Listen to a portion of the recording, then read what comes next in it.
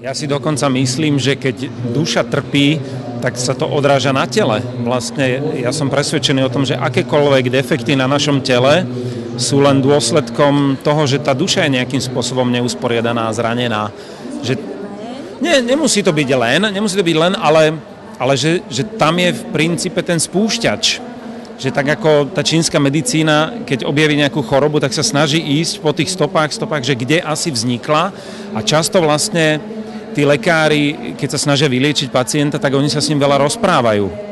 A oni s ním hovoria a potrebujú prísť na to, čo mohlo byť spúšťačom toho, lebo to, že ti začne zle pracovať pečienka, tak to je len dôsledok niečoho, nejakých defektov zo správania. To môže byť konflikt s matkou, alebo problém so synom. Takže veľa pitia s otcom. Alebo veľa pitia s otcom, áno. Tak to je, akože vieme sa postarať o defekty na našom tele aj sami svedomitým pitím alebo svedomitým ubližovaním si. Ale rozhodne si myslím, že stav duše sa zobrazuje potom aj na tom tele.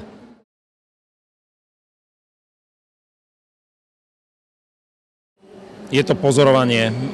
Najlepšie sa vzdelávame. Múdre knižky sú fajn, ale my používame sami nejaké filtre, kde si informácie z múdrych knižiek môžeš dosadiť do svojho vlastného života, do svojich zážitkov, a tam ti potom začnú prichádzať tie odpovede, že aha, moment, tak ja vlastne preto ma trápil ten žalúdok, veď to v konečnom dôsledku bol dôsledok toho a toho, preto ma bolievala v tom období hlava, prečo ma už dnes neboli, lebo vlastne som odstránil zo života tú príčinu, ktorá to robí.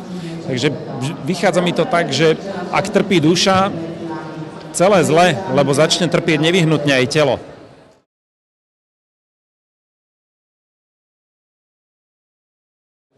Ja mám takú metódu starosti o duševné zdravie back to the nature. Vráťme sa k prírode, venujme sa stále viac a viac prírode, nenechajme sa zhltnúť civilizáciou, neberme si na svoje ramená naozaj viac toho, ako sme schopní uniesť, a robme si čas sami pre seba.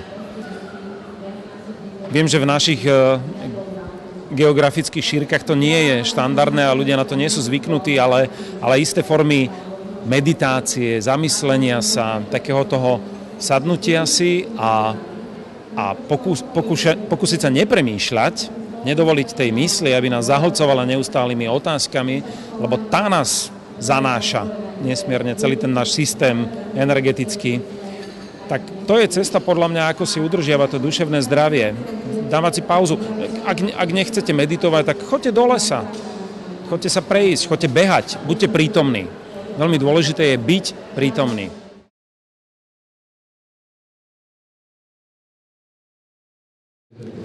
Ja mám vlastne rád ten akt vzniku tej fotografie, lebo ja keď sa vydám na cestu, aj preto vlastne sa snažím chodiť niekde tak ďaleko do tých exotických krajín, že je to povedzme aspoň 5-6 tisíc kilometrov ďaleko, lebo tam ťa to naučí, že musíš ostatné veci, ktoré sú doma kvázi nevyriešené, nie sú dôležité zrazu v tej chvíli. Vlastne nič nie je dôležité. Nezaplatený šejk, ale dobre, no, toto nevyriešim. Teraz to aj tak nevyriešim.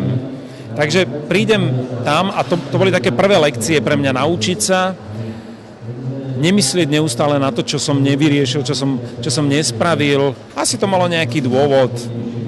Nejak sa to muselo, preto sa to odohralo takto, ako sa to odohralo. Takže naučiť ťa to nie stavať sa proti tým veciam, ale naučiť ťa to prijímať ich také, aké sú. To je podľa mňa ten rozdiel vo vnímaní, veľmi dôležitý. Že sa naučíš nebojovať s vecami, ktoré sa ti v živote stali, ale naučíš sa ich prijímať a asi premýšľať nad tým, že prečo sa ti stali. Lebo nič sa ti nestáva bez príčiny. Ako hovorí také dobré indické príslovie, nakoniec bude všetko dobré. Ak to nie je ešte dobré, tak to nie je koniec.